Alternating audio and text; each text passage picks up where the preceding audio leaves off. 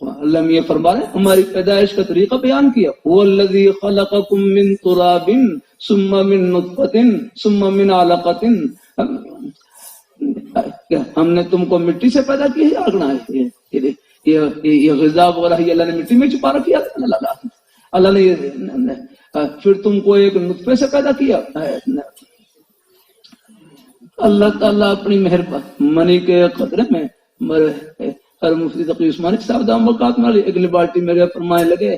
وہاں ڈاکٹر صاحبان کہنے لگے کہ یہ منی کے ایک قطرے میں 1,00,000 جرثومے چھپے ہوتے ہیں. 1,00,000 جرثومے, 1,00,000 انسان اس میں چھپے ہوتے ہیں.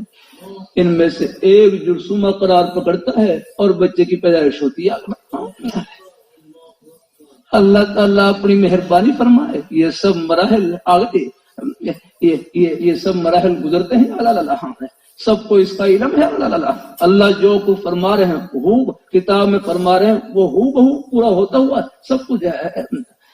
اللہ تعالیٰ نے وہ منظر ہے, اللہ نے جس منظر کو بیان کیا وہ منظر وہی پیش آتا ہے. اللہ تعالیٰ اپنی بارگاہ مقبول فرمائے. اللہ تعالیٰ یہ باہر کے عیسائی پڑھے لکھے تعلیم یافتہ وہ مسلمان ہوئے, ان سے پوچھا آپ کے اسلام کی وجہ کیا؟ کہنے لگے ہم نے بس یہ قرآن پاک کا انگریزی میں ترجمہ تھا اس کا مطالعہ کیا, قرآن پاک کا مطالعہ کیا, اس کا انگریزی میں ترجمے کا مطالعہ کیا, بس اللہ نے اس کی برکت سے ہدایت نصیب فرما دی.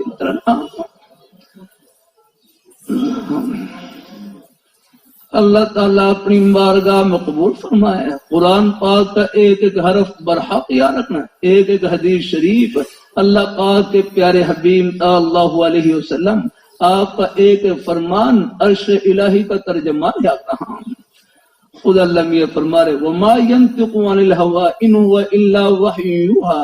ہمارے محبوب اپنی خواہش سے کچھ نہیں بولتے, وہ جو بولتے ہیں ہمارا ہی بولتے ہیں یاد رہا.